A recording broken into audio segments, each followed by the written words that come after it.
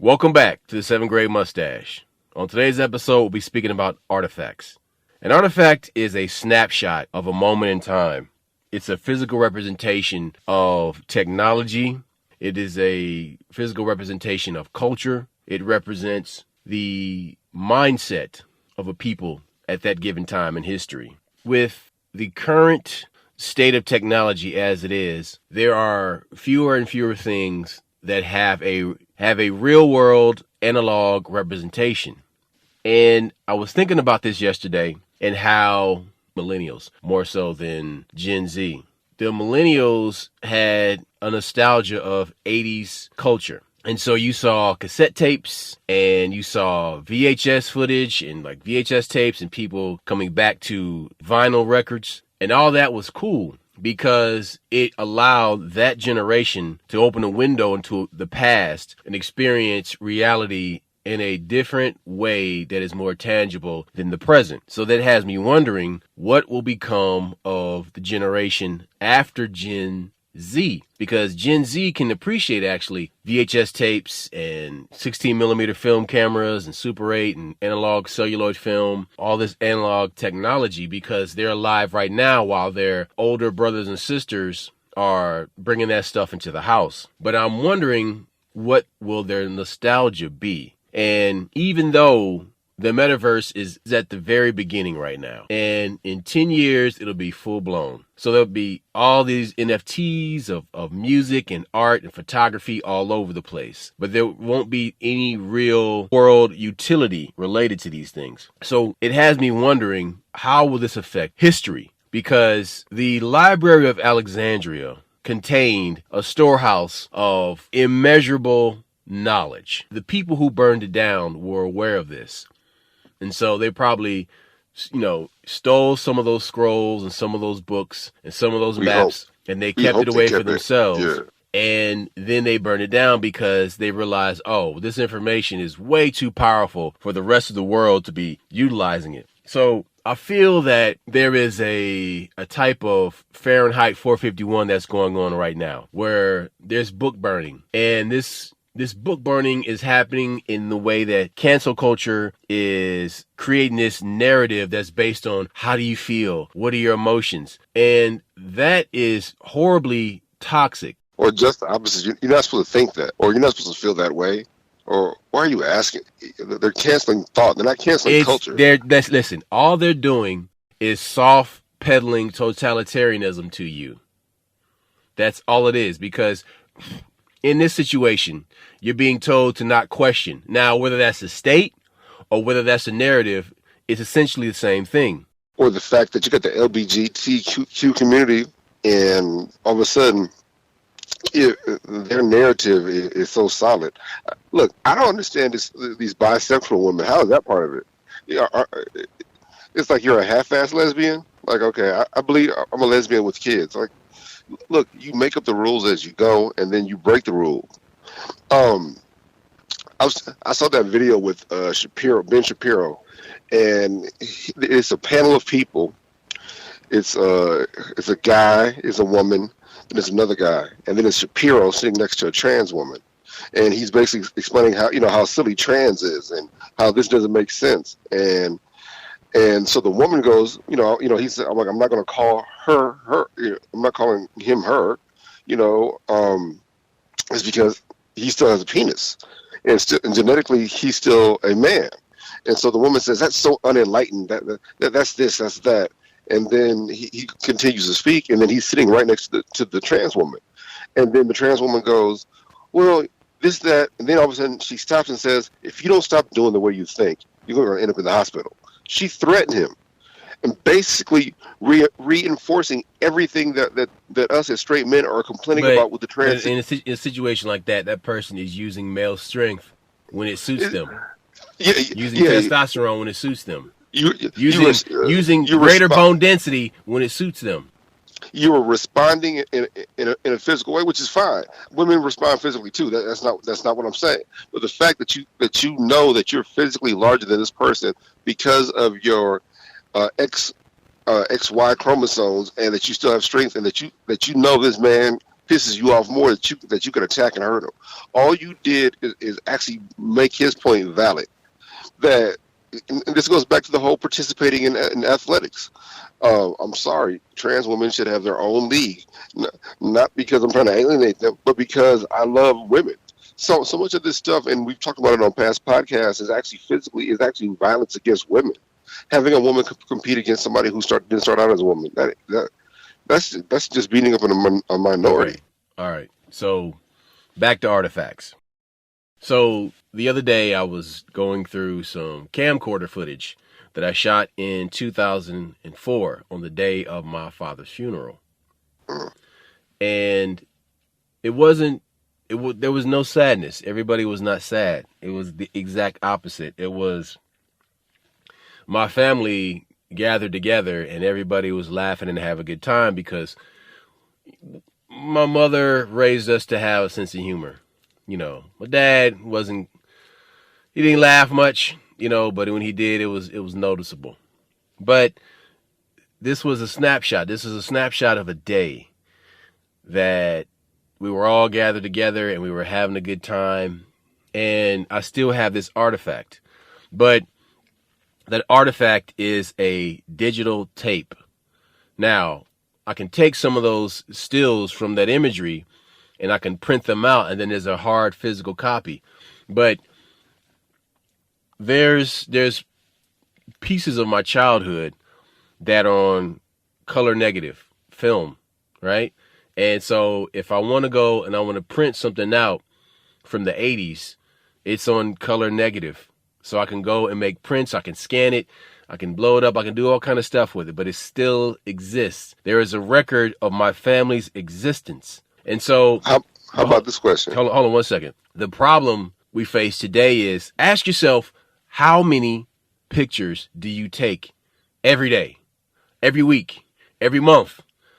How many gigs and gigs of photos do you have? Now, of course, a lot of those are throwaways, but then there's moments in there that matter to you and your people. And so there have been hard drives that were lost and damaged, and pictures were lost forever. You see people at the Apple store just breaking down crying because there's photos or video of a loved one that were on this phone or on a computer and they're lost forever because they because they did not make any physical hard copies of that stuff. And I tell people all the time, back up your photos, but print out the ones that matter. Hold on. See, I'm trying to say something. Like you're saying 3 or 4 things. You're missing one of the things I'm saying. Like, no, I'm just allowing you to load up because I'm just like, you know. No. That's not what I mean. This is like choose your own adventure. Like you can go this way. Say page 72. No. That's not what I mean. Okay. First things first. Like when I think of an artifact, depending on the context, sometimes you create the artifact to represent that period of time. Other times, the artifact reinforces history, and other times, an artifact will change history. You know, and what you're talking about, something you're saying right now is really important. You know, when we had photos, like these people think that this digital thing is more important than the physical photo, and so, like my kids, they print off. They'll go to Walgreens and take their phone in there and print stuff off. But I know a lot of people who think that digital hard drive or whatever, that cloud will exist forever. And I'm like, bruh, shit happens. You lose phones, you lose passwords. Okay, but check this out. What if civilization falls? Yeah, no. See, that I understand we know that a lot of digital. I'm going somewhere with this. Yeah, electronics don't work forever. What I was saying is that this artifact can change history, or this artifact can prove history. How many of these artifacts are we finding today that we're misinterpreting, or how many times do they find an artifact and it completely changes history? Like, and they don't push that shit. Like, well, we just realized that the DNA proves. Like, okay, so the dude Graham Hancock was on GRE.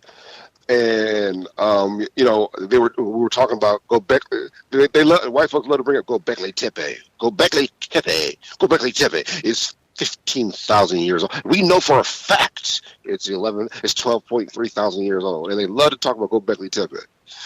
But then when Joe Rogan brings up the Olmec heads, and he said everything but black, but we do realize, and we know for a fact, not the original people of South America came from the Ottoman Islands and Papua New Guinea and Australia. It will not say black. They do not say nigga. Like they love to say nigga, but they will not say black when they were.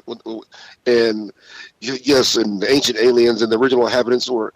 Look, what he's saying is that the old heads either came from West Africa, and so even when Joe Rogan asked him, what about this thing on the head? Which we know from Frank Joseph, which is that the old Nazi that's not a Nazi anymore. Frank Joseph said that they found actual people still living in Africa that had those leather crowns from people from older generations of their family.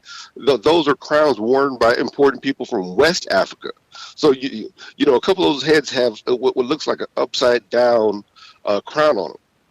Yeah, those are leather crowns from West Africa.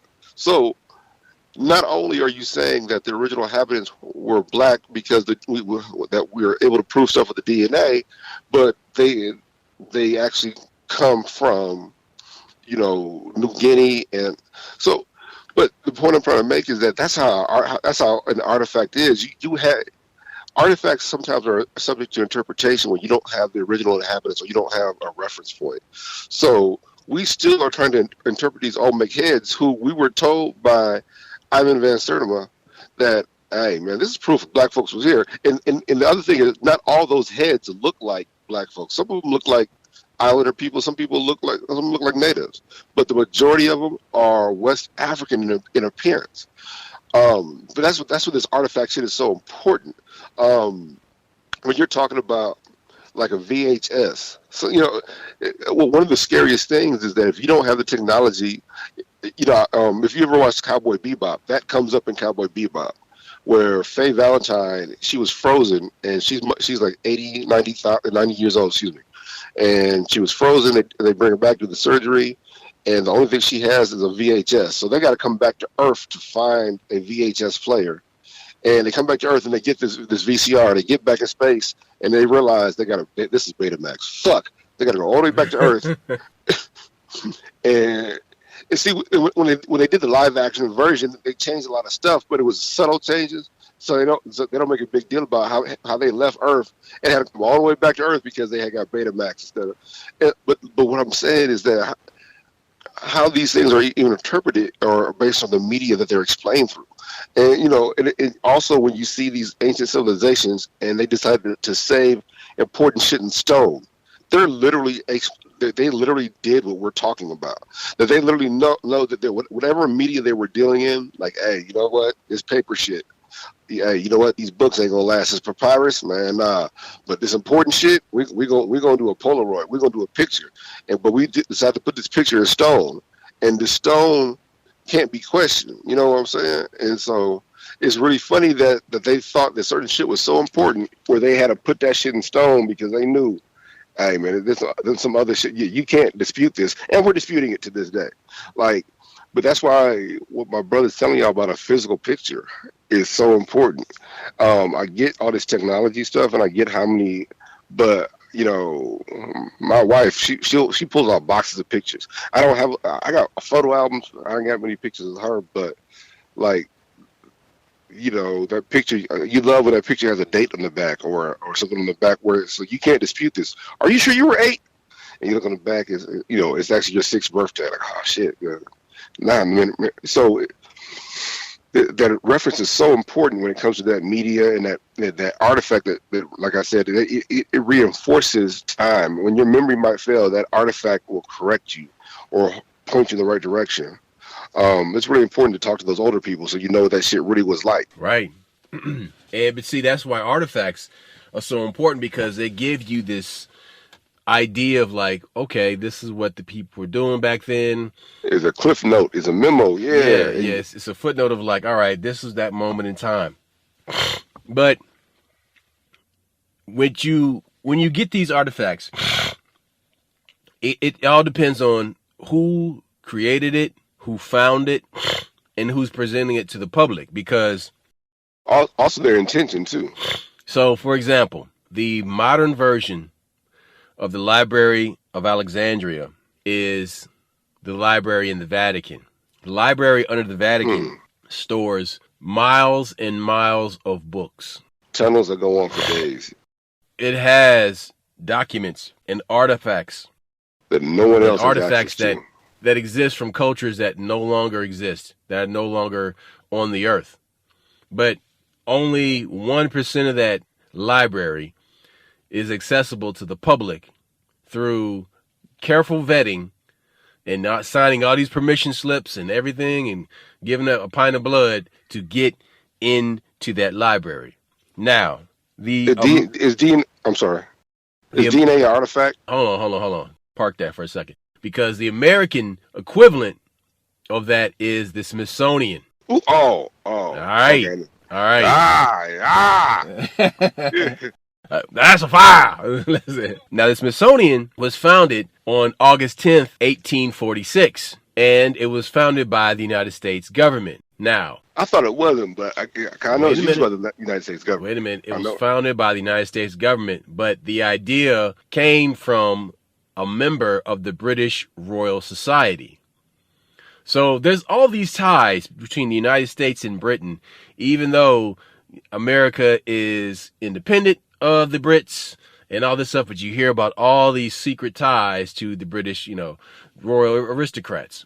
So it's a British it's like stepchild, illegitimate stepchild removed 3 times. Like, yeah, we acknowledge you, but we don't really acknowledge you. Like, if you do well, they acknowledge you, but if you do bad, those bastards, they half-ass fuck with you. Right. And so the Smithsonian was created by a guy named James Smithson.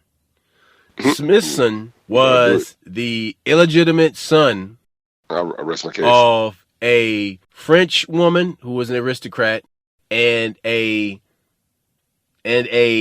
British duke. All right. So this guy changed his last name. He moved to England. He went to college at Oxford. And after 1 year of graduating, he was admitted to the Royal Society of London. And that's pretty strange for a young guy to be admitted to the Royal Society of London 1 year after graduating. But it's because of his connections and the fact that his father was a duke and the fact that he probably joined a secret society in college. Now, the Royal Society of London, they were basically all these Francis Bacon type of scientists that wanted to control the narrative about science and ancient civilizations. Now, having that being the template that was set in England, Smithson brought that to America. And so what this place became was a clearinghouse for Masonic stolen artifacts and artifacts they dug up in the West. For example, in the Grand Canyon, or any Egyptian mummies they found in Tennessee, or they found in Colorado, or or from the African kingdom that was in California from Queen Khalifa. Another thing they do to vet things, or another way they dismiss things, is they make it a myth. They say, "Oh, this is a myth," even though they got physical evidence of the existence of this person. Oh no, that person's a myth. Or with Scotland, Scotland is named after Scotia, an Egyptian princess. So you literally they'll make somebody who's a real person mythical, and then you find out Poseidon was a real nigga. What the fuck, So they're very good at creating myths when they actually have physical evidence to support the existence of this or that. You're saying some deep shit. The next part of the narrative that I was trying to say before you said what you were about to say is Egyptology. Egypt, okay. Like you got all these black professors coming out there like, okay, y'all don't understand what Egyptology is? Like, no, it's the study of Egypt. Like, motherfucker. How come you don't have Nebraskatology? How come you don't have Eurotology or Asiatology? No, you just have history. But when it comes to Egypt, you got Egyptology. That's because Egypt Egyptology is not the study of Egypt. It's the vetting of the information coming out of Egypt. You remember the church is telling us that there's nothing existing before 6,000 years. No, what the church is telling you is that there was nothing but niggas before 6,000 years.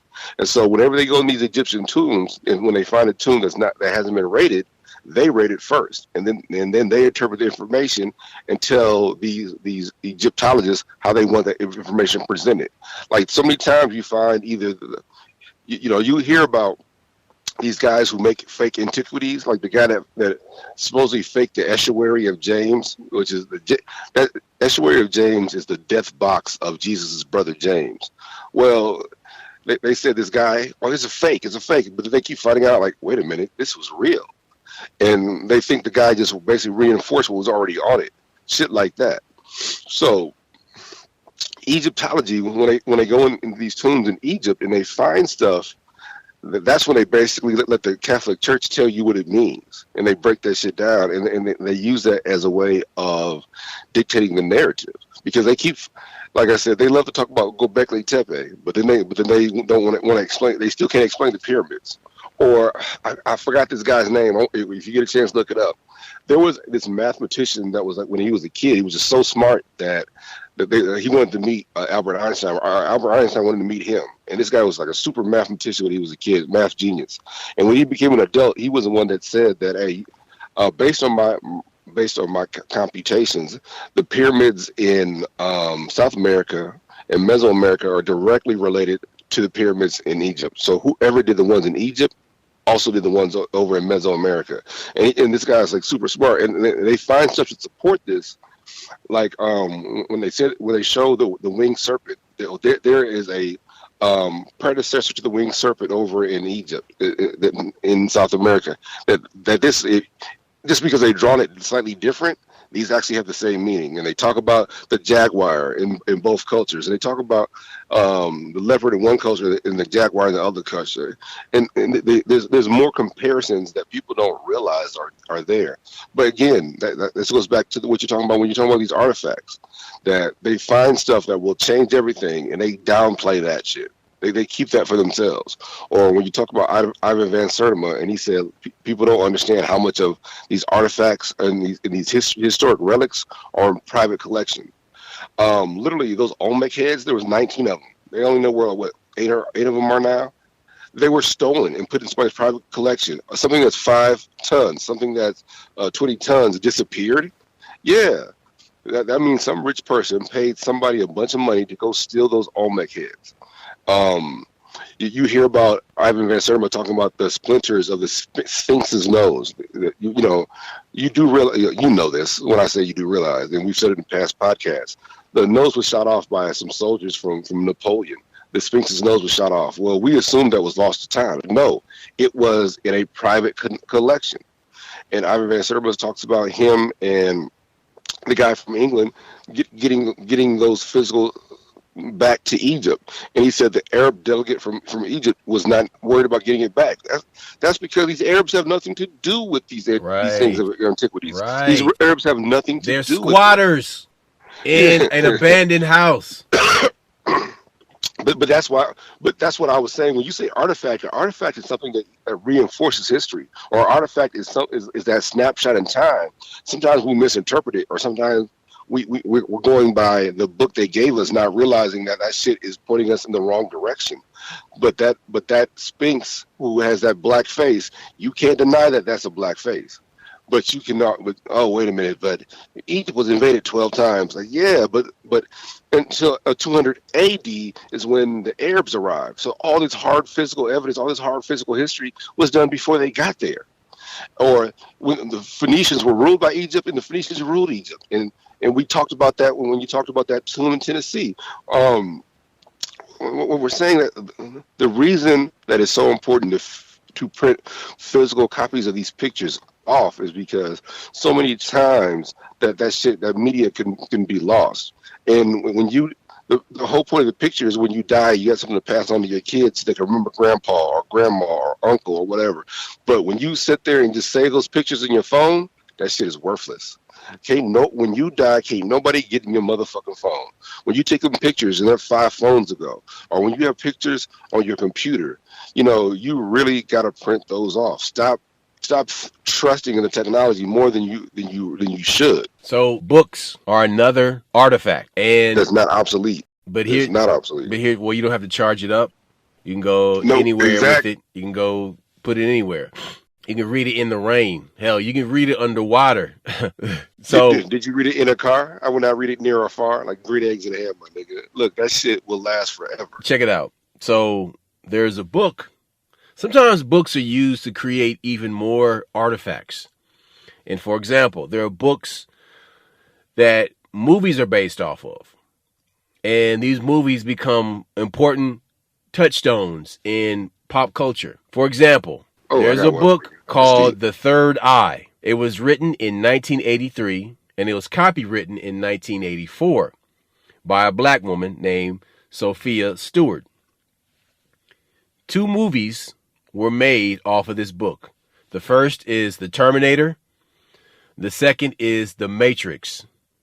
She took these people to court, sued them, and won because she was able to prove their plagiarism on the part of the playwrights and the movie studios. But Hey, but hold on a second. The reason why I bring up The Matrix is because and Terminator. and the Terminator is because there is this idea in American history or in the world's history that black people really don't create anything and we're just entertainers. That we're not sci-fi writers. Hold Yeah, on. I'm going keep somewhere going. with this. Keep So, going. and all this stuff that's based on this racist, this basic old, centuries old racism and eugenics that's based on phrenology. That we don't have the mental capacity to create great things and appreciate art and all this, right? And so this book, The Matrix, created all these radical ideas that really weren't present in sci-fi until she wrote the book. And then she writes this book and they make these movies and they just make billions of dollars worldwide. And these Hollywood directors get lauded as these visionaries when they're just thieves. So There's a couple of examples we need to talk about. yeah, I know. Hold your fire. So basically, this book just takes that narrative and turns it on its ear. But the problem is all the museums that your kids go on field trips to, all the museums that you might go on a date to or go discover stuff at, they keep this narrative going that was established by the Smithsonian, because the Smithsonian basically set up the library and the museum system for the rest of the United States. Academia, period. Like the University of Chicago, they all come from that. Yeah, all those well, archaeologists come from there. all that stuff's really based on the universities are based on the models that were developed by Frederick Hegel. Oh no! That I wasn't referring to that part. I'm referring to the fact that most American archaeologists come from what university? University of Chicago. All the ones that are 100 years old and 90 years old. Mhm. They all. And so I was simply saying that there's like a brotherhood. So they're all in agreement. Like literally, like what? No. This is the story. We're gonna keep it going like this. Yeah. That's what I was Stay referring to. on the script. Like whoa, man! I went to the University of Chicago. I know what that is. That is not a black person. I can tell by their hair, sir. They don't have no hair. They don't have. They're not black. You know that's the shit I'm referring to. Or that's you're saying some deep shit. There's a couple of narratives that you got to remember. When it comes to, I gotta say this correctly. First, when it comes to there was this. How about treasure hunting or hunting or looking for treasure and shit? Or there's 2 things I want to talk about. First, black folks. Whenever you see these contests because you decide you want to write a script or submit a script, you ever notice how if you don't read the fine print, they tell you right off the bat you no longer own that, or we don't want copyrighted work. That's because they don't want you to have control of it, and that's what they did when it comes to this lady who wrote The Matrix and in Terminator. That she wrote it, they read it, and they decided that they're going to take her story and not pay her. Like that's not fair. So be careful when you show people your ideas, because they might have the ability to get it on wax. Beat you on wax. As a rap term, when somebody, like, you got a great concept, you got a great song, and you play it for Ice Cube, but Ice Cube kind of steals your song and does another version and has it out in 3 days while you were still trying to get a contract. That kind of shit. Well, people do that in the film industry. Second, like when you talk about books and artifacts, there's a white man, of course, who was looking for King Solomon's mines, basically. And what he did was he was actually looking for Mansa Musa's mines. And so we all know Mansa Musa, richest man that ever lived, had Mali. And so basically, this white man sees a story, looks at that map from the 1600s, is like, man, I wonder. And then he starts looking at all these old books that were written in that time. And he goes to Africa. And there's an area where the natives like, hey, we don't go there. You can't go over there. You can't go over there. You can't go. Why not? You can't go over there. Well, to come to find out, this is one of Mansa Musa's mines. And what happened was these guys were over there working in the mines, getting gold from Mansa Musa, and they had a big cave in, and like half the men in the tribe died.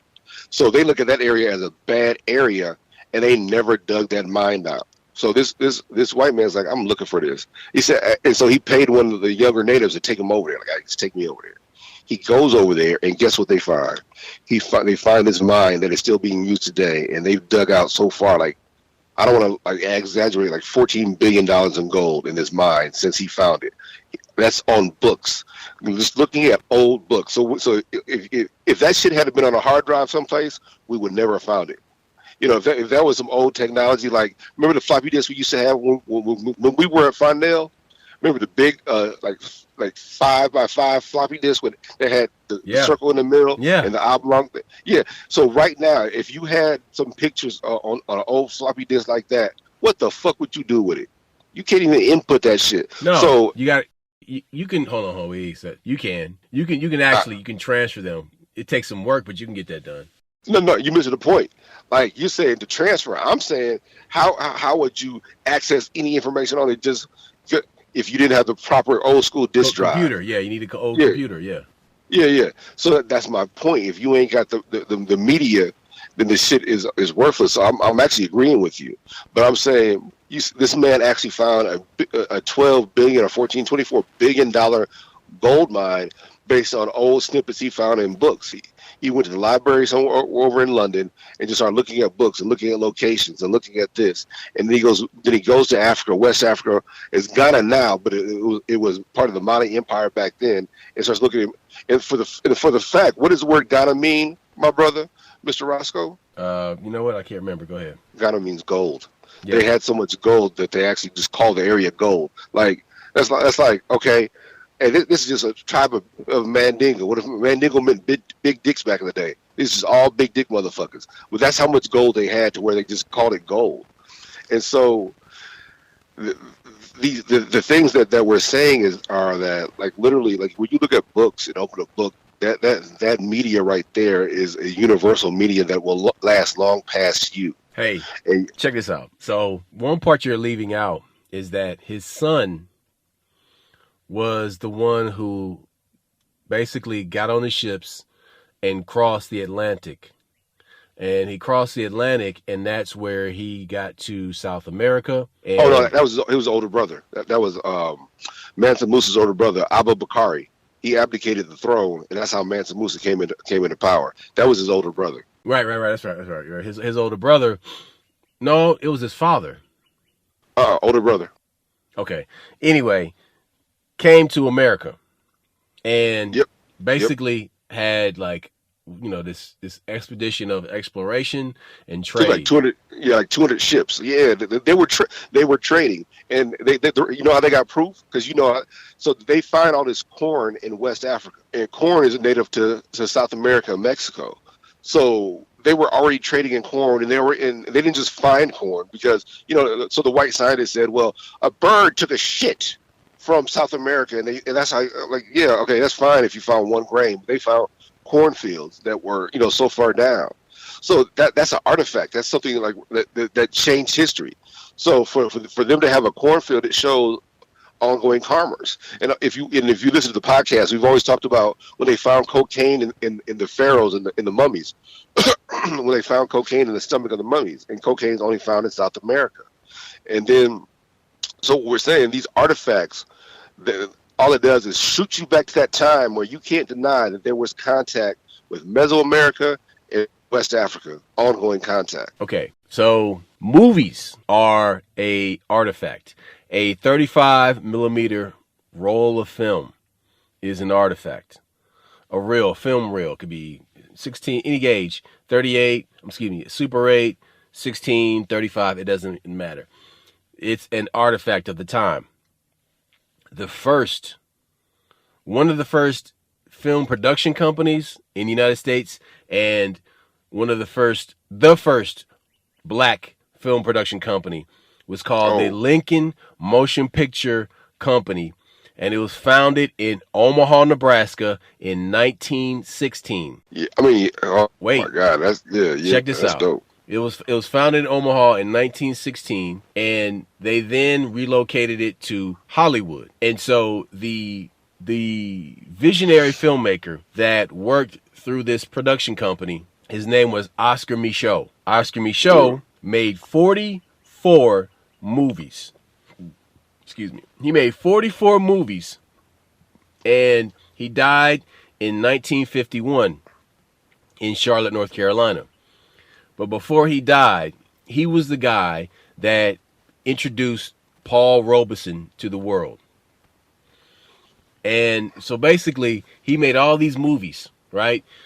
He made it completely outside of the Hollywood system. He showed people that, look, we're going to do this regardless. Like, we don't need, their system. We don't need their distribution system. So they were distributing their own films in the black community across America.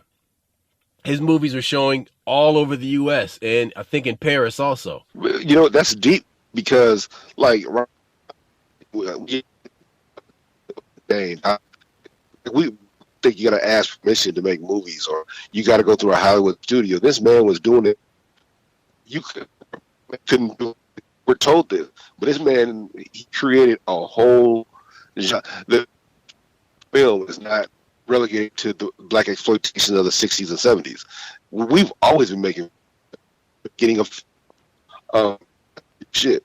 I was saying, okay, like one of the earliest films, the whole rumor about black folks and watermelon is Thomas Edison when he was working. I want to go back to the Lincoln Film Production Company for a second, because it was basically created to eliminate the stereotypical roles of slapstick comedy in Hollywood, because at the time, that's all a black actor and actress could get. And so they were basically conscious at that time, like, hey man, like, we don't like the way we're being portrayed, like with this mammy stepping and fetching bullshit.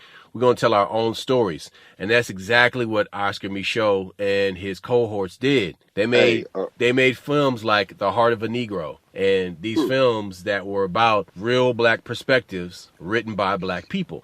Okay, here, that whole film company is an artifact. What you talk about. But this also tells you how messed up the film industry from the very conception in America was. We had just talked about Thomas Edison, and some of his early films were of African Americans eating watermelon. That's why that stereotype got permeated. We also one of the earlier films, that the greatest epic of all time, the first great epic, was Birth of a Nation. Now, the people love to talk about Birth of a Nation. If you ever listen to Richard Pryor's comedy, he talks about Birth of a Nation and how racist this movie is, and how can you say this is one of the best movies of all time and got it like an Academy Award way back then and all this crazy shit because of the subject matter. Birth of a Nation, which we've talked about before, is one of the earliest movies, and it's about Reconstruction and the scourge of black folks. So they ended slavery, Civil War is over, and the hero in the movie is the Ku Klux Klan. So you have all these freed slaves who are ravaging all these white women, and the Klan comes through with the Grand Wizard and the Klan, and they're lynching niggas, making America safe. Now the reason Birth of a Nation is so revolutionary is because it invented the close-up. it invented like a cast of thousands where they had like a bunch of people running around, and it looked like all. So there are film things that are still used to this day from that movie, but the fact that the subject matter is the hero of the movie is the Klan. That's how fucked. So what we're saying is that early on in film media in America, you had watermelon, you had lynchings, you even had pornography and shit like that, and you got but you also got black folks being made a fool of, or black folks being vilified. So that tells you it was necessary for this man in 13 to make a film company. 1916, excuse me, to make this film company to actually reinforce the goodness of black men and women, and not reinforce stereotypes or change the narrative. But that tells you how betraying this media has been for us from its inception. That when they were doing video cameras, that they've always used it to make fun of us or put us down, or used it as an anti-nigger machine, as Chuck D would say. Right. So these movies, okay, so you're talking about Birth of a Nation. And Birth of a Nation it represents an alternate history. It represents a alternate viewpoint of history. A false narrative. Yes. But you always see these stories pop up where, there's this fantasy of the Confederate States of America, and it's like some movie like that's set in the present day. Or you have The Man in High Castle, where the fantasy is that the Nazis took over the world and they came to America, and what would have happened? Yeah, what would happen if the Nazis had won? Remember they had that show on USA. I forgot what it was called. What was it about? Oh, if the Nazis won. What would New York look like if the Nazis had won? That kind of shit. They've had shows like that, like different narratives, like but how come they never have the history where black folks had not been enslaved? Like the movies I think about are okay. You know me, I write scripts in my head and we discuss them. Me and you had talked about Ibn Firnaz. Like, people don't realize that Ibn Firnaz flew 800 years before the Wright brothers. And, how come we don't have movies about this guy? Like, they have whole statues at that big-ass airport over in Saudi Arabia of Ibn Firnaz. But over here in America, if you were to talk about that guy, yeah, he was a black Muslim who flew twice. The first time he flew, he was, 36 years old, and he flew for like 15 minutes. The second time, he was like 70-something years old, and he flew again with a contraption he made. And we don't hear about that. 77 years old. You hear do you hear that? Like, if that is not inspiration to never give up, I don't know what is. I knew I don't want to give his wrong age, so look it up if I'm wrong. No, he was old as fuck, man, when he actually flew. Yeah. I just don't want. I'm not trying to exaggerate what we do, but what we've done is what we've done. When I say we, as Aboriginal original people, we've done all this shit already. And something else that me and you had talked about, like, white folks. But the crazy part about it is there were no photographs. There was no photographs in his time. There was no photography at all.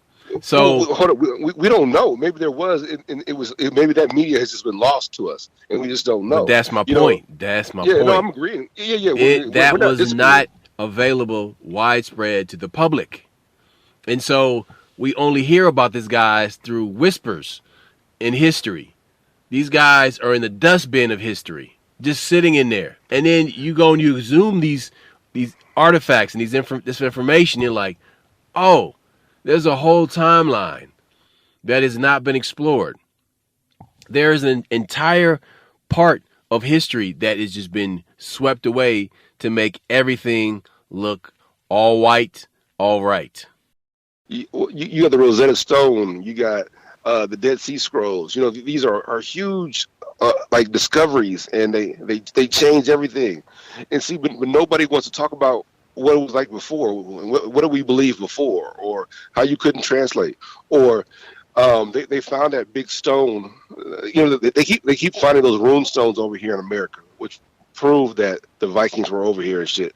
But they don't want to talk about the hieroglyphs they found in the Grand Canyon or the Egyptian tombs, or when they found they found some kind of hieroglyphic thing down in Australia, and they kept saying for years they said it was a fake. And then this older white archaeologist, he says, "What are you talking about? That's not a fake." They're like, yes, it is, sir, because it's hieroglyphics and we can't decipher. He said, yeah, that is pre 13th dynasty. He breaks it because this old white dude is like, oh no, that's pre such dynasty, and he breaks down this, and so all of a sudden it's not a fake.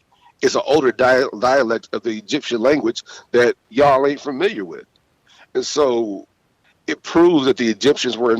It proves, which something we talked about in the last podcast, that they said that Egyptians weren't a seafaring people and the Egyptians weren't this. Well, they're proving that's completely wrong. And not just when they had the Phoenicians, because the Phoenicians. Remember we talked about they ruled the Phoenicians and the Phoenicians ruled them, and the Phoenicians were the purple people. And when we say the reason we say it is because the Phoenicians were the ones that put purple dye in the world and brought it around. But also, let's talk about the disinformation part. All right. When you talked about the sacking of the library at Alexandria, that was like the first time that we talk. I'm sure it's been done before that. We just don't know about it. But that's the first time they destroyed a bunch of books. But what happened to all the Native Americans? That's okay. That's what I'm saying. Like Alexandria is the biggest example of that. Yeah, this happened many times before. Yes, since then. And see, we white folks love to bring up Hitler. Hitler was burning books. They love to bring up Hitler burning books, but they don't bring up the Catholic Church burning books in America. So people don't realize the Native Americans had books. So, and when you talk about the Native Americans having books, they're like, white folks get all, no, they didn't. Oh yeah, the reason they don't have books is because you had a pope or you had an archbishop that told y'all to burn those books because they are the devil. And the only few books that survived the Native American book burnings in South America and North America were those codexes. Look them up. It's like 7 codexes. They're called these codexes, which explain the Native American priesthoods and like the Aztecs and the Mayas and shit. And that's when you realize the similarities between this African culture and these Native South American cultures. But yes, look up the codexes. They survived, but all the other ones were burned. So that tells you there's a whole culture of Native American stuff that we don't know about. And because we didn't realize, we think they're just primitives riding horses and making teepees and shit. Now these motherfuckers made whole teepees, and they drew on these teepees. But you mean to tell me they didn't have a written language? Yes, they did, but it was destroyed because that information would prove who the real Native Americans were and who this land actually belongs to. So what you then get is a educational, intellectual slavery, where it appears that one person or one group is controlling all the other ones because they have the trademark on the information and on the narrative on education. And it's like, all right, so now you've created this narrative that we bring this to you. We are enlightening you. When in actuality, it was the other way around. Now, the crazy part is the indigenous people have more of a holistic type of existence, one that includes logic and spirituality. But what nobody wants to admit, Roscoe, is that... Hold on a second. But the West always wants to split spirituality and science, because that was created by the Masons to control Western society. Maybe not, but there's some deep shit going on with you. It was done on purpose. No, it was done on purpose. I'm just saying about who. I was referring to the fact who. What I'm saying is the fact that you said some deep shit. You split spirituality and science. You split religion and this and that. All that shit's supposed to go together, but instead, there's a Western philosophy where these things are all separate and they don't talk to each other. That's some deep shit. Compartmentalization. Yeah. I'm like, when you sit here and you realize that so you got these voodoo priests that were able to, they knew the earth, they knew the medicine. It's been proven that there's a herb or that there's a plant that cures everything on this planet. And me and you talked about, but all of a sudden you got the medical industry that has all these cures, all these medicines that don't cure anything. They just treat, and they have side effects, and the side effects are worse than the illness. So why are we not using natural remedies that don't have side effects? Because we've been convinced that these natural. Oh man, that's poppycock. I trust. You got niggas that will argue with you. Man, I trust the pill more than I trust that leaf, my nigga. And you're like, excuse me? Yeah, man, shit. I trust these doctors. They're scientists. No, they ain't. They're drug dealers. They're not scientists. If the doctor got paid for you to be well, his whole outlook would be different. Her whole outlook would be different. So they sit here and create the narrative that a pill is cleaner, or like you got people that won't eat, like if they want to eat a strawberry off the ground, like, oh, no, I need to wash the strawberry, but you're gonna sit there and take that pill that has side effects, erectile dysfunction, high blood pressure. Yeah, but it's coming from the other pills that you're taking. The side effects are worse, or those side effects. What do you do when the antidepressant medicine you're taking it makes you suicidal? That's a side effect. That's a hell of a side effect, my nigga. Goddamn. You know what I'm saying?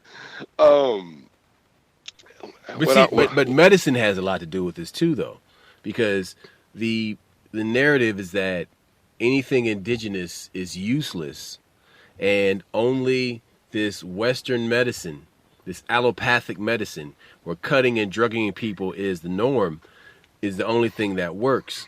And now you can add blasting people with radiation to kill tumors when you're burning down the house to get rid of roaches. Dude, deep. Or when you realize that the modern the medical industry in America was based on, what was it? Which one was it? Carnegie or Rockefeller. Basically, these motherfuckers they started developing all these medicines from petroleum. That's why they got side effects.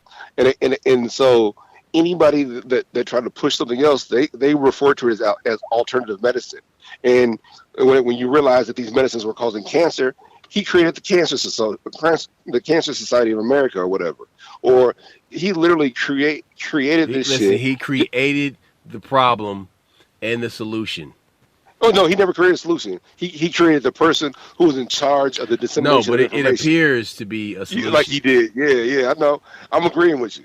And so if you didn't study at this school, or if you didn't study there, you're discredited. And he created the modern American media machine to do what he wanted. But this has been done before. This whole basically to be his mouthpiece. This whole the way this was done, it was done by somebody else too. The Jews, how the Jews monopolize biblical history and shit like that. Or the Jews, we monopolize. But hold on a second. But there's a difference, and a lot of people don't realize. There's the Jew, and then there's Hebrews. Whoa! Don't start thinking.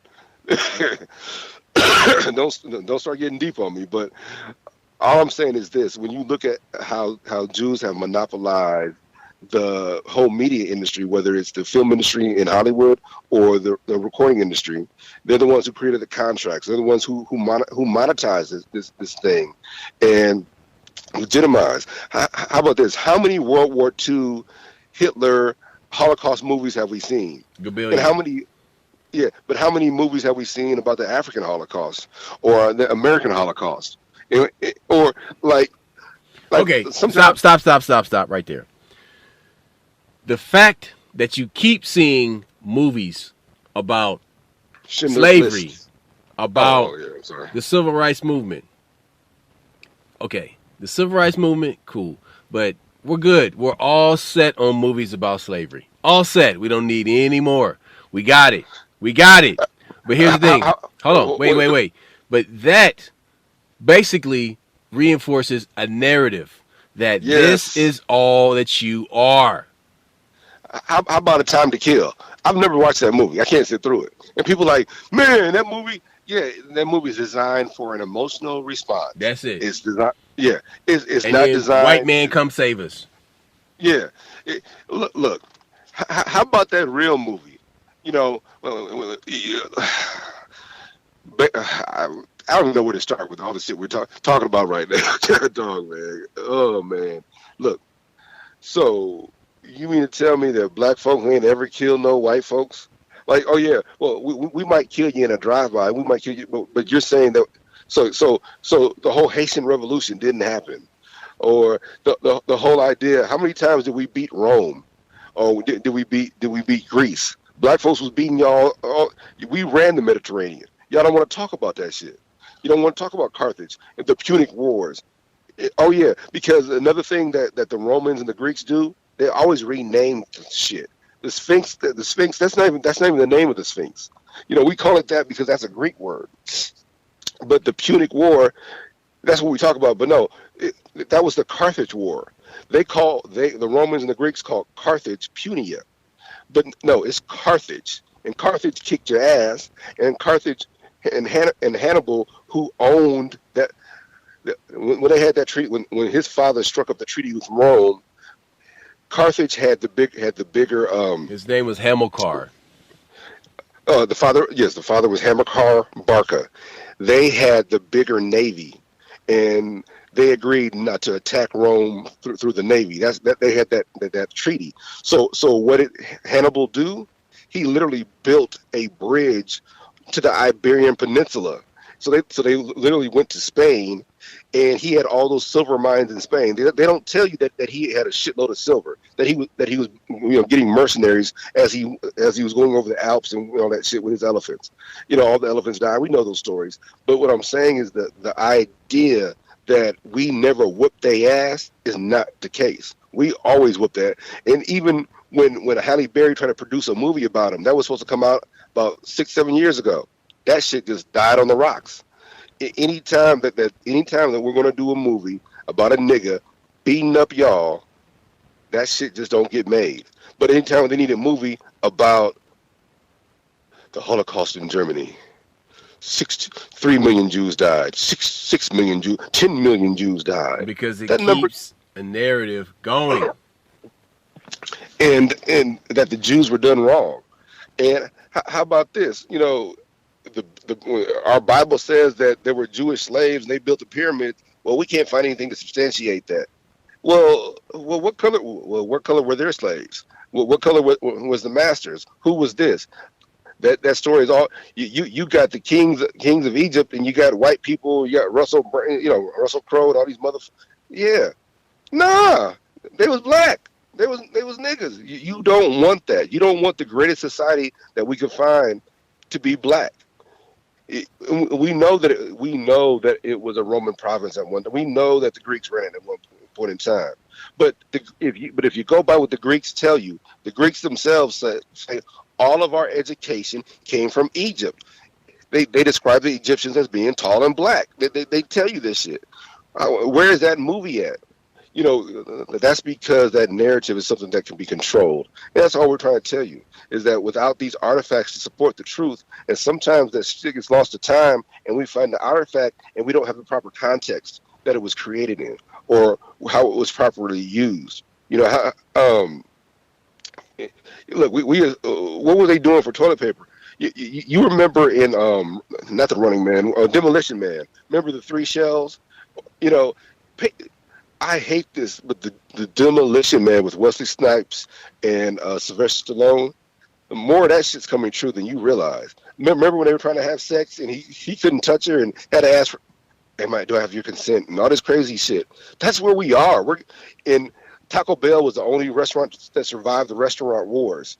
Man, how much of that shit is going to be true soon? That there's only going to be, one thing, and all that shit is closer to reality than you realize. So it's really important. All right, that brings me back to the conversation that we had yesterday. Okay.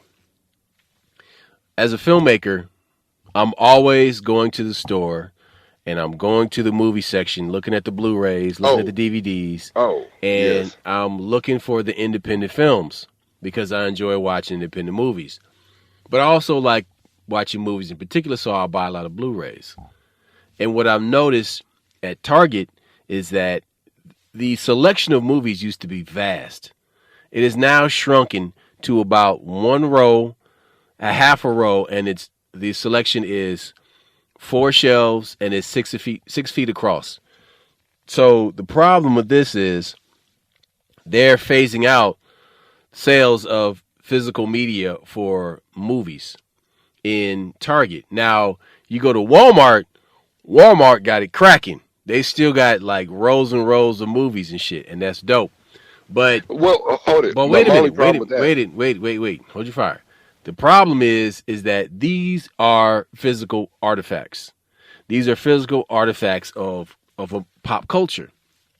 And these things are important because, see, all the reason why I'm talking about independent films is because independent films go outside of the narrative. And so, yeah, you can go there and you'll see, you know, the Harriet Tubman movie on Blu-ray, and you see Green Book on Blu-ray and all that stuff. And that's cool. Those are all safe stories. But it's the independent films that tell the story outside the general narrative. And so when I go as a filmmaker looking for these movies, I want other people to see these things, because it helps to get different views out there that people can have in their home, that they don't have to stream, that they don't need a subscription to watch. They don't have to pay to watch this shit. They just buy it one time and you own it. Look, what I'll say is that artifacts are snapshots of history, your personal or collective. And it's important that the story behind that artifact is told correctly. That's all I got. Holla back. Peace.